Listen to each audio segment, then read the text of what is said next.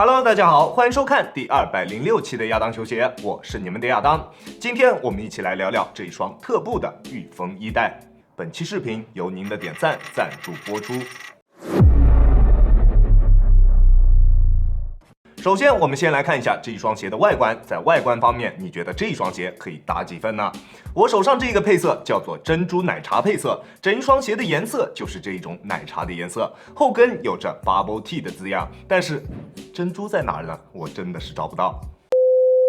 而在实战方面，我们依旧还是从大底开始说起。大底方面，这一双鞋采用了全掌的圆弧形纹路，在抓地力方面的表现是非常不错的。在干净的木地板上面实战，它可以拥有非常优秀的抓地表现，并且它在吸灰方面的表现也非常出色。大底对于灰尘的敏感度并不高，穿它在有灰尘的场地上面进行实战，抓地力也并不会有太大的下降。难得用手擦拭一下鞋底就能拥有够用的抓地力，并且能够坚持比较长的一段时间。在抓地力方面的整体表现确实非常拔群，但是在耐磨性方面的表现就不能让我满意了。这一双鞋我穿它一共进行了2场室内木地板上面的实战，加上在外场进行了大概2小时左右的训练，大底的橡胶已经出现了非常明显的磨损痕迹。如果要选择这个鞋款进行外场的实战，我估计它坚持不了多久，可能搭载普通橡胶大底的配色，在耐磨性方面会有更好一些的表现，但是搭载水晶底的配色，在耐磨方面的表现真的是不太行。如果你要选择这个配色，还是尽量只在室内的木地板上面进行实战，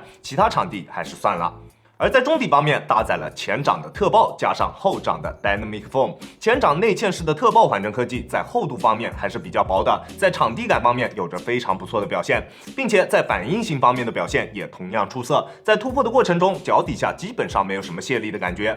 非常直接，再加上它优秀的抓地表现，突破的感觉真的非常爽。不过它在后掌的缓震表现并不出色，在室外穿着的时候能够明显感觉到它缓震方面的不足。如果单纯用脚后跟着地的话，震脚的感觉还是非常明显的。如果你想要比较优秀的缓震表现，那这一双鞋并不能满足你。但是如果你对于缓震的要求并不高，对于反应性以及场地感的要求会更多一些的话，那这一双鞋的中底绝对是可以满足你的需求的。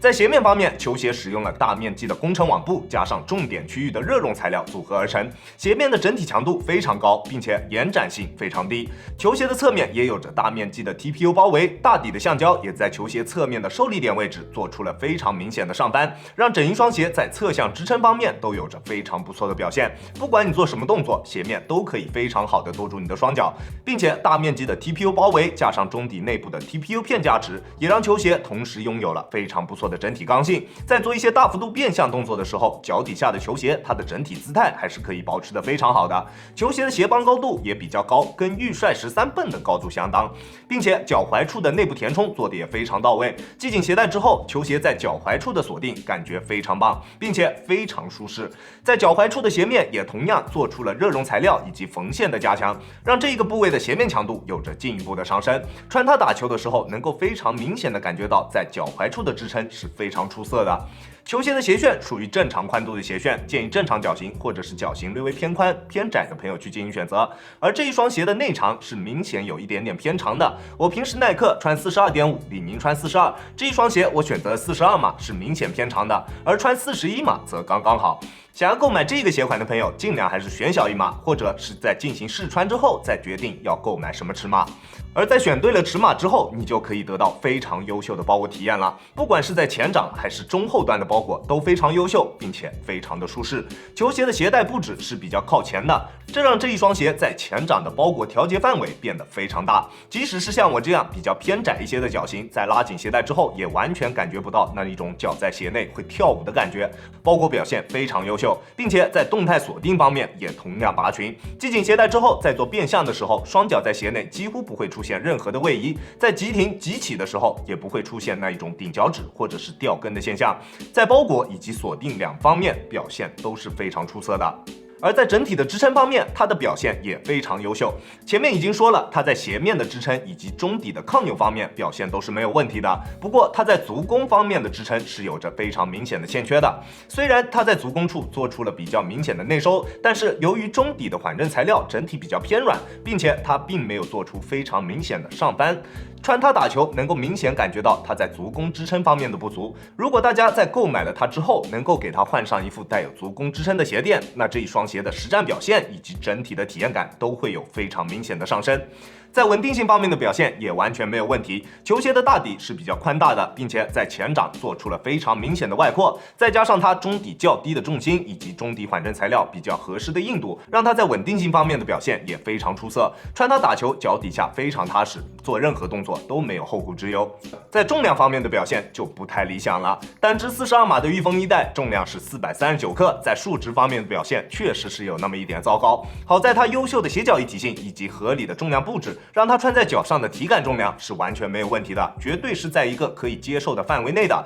这双鞋亚当球鞋主观评级 B+，这一双鞋3开的价格拥有着非常出色的抓地、反应性、场地感、包裹、支撑等等等等，